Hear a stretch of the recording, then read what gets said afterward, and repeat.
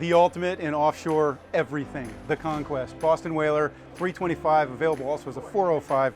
This huge cockpit in the back. We've got seating around the perimeter of the back. Also have this wonderful dive door or tuna door, depending on what your activity is for the day. It's a walk-around design, and you have a lot of usable space in the back of the boat. Lots of room, as you can see, to move around.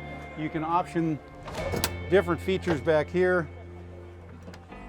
This particular one has the summer kitchen with a grill. And then as you move forward, lots of seating through the cabin. This is available as a pilot house as well, so the glass goes all the way up.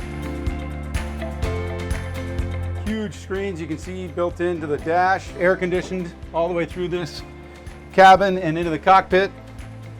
And then as we come down below, thankfully the air conditioning's going. It's lovely down here. So you have a nice little kitchenette here, a V-berth that folds into seating, and then a mid-berth behind as well. And as you come back around, you have a nicely outfitted wet head. So again, the ultimate all-purpose boat. This is a killer offshore fishing boat, but you can also take it camping for the weekend with the kids. Boston Whaler Conquest.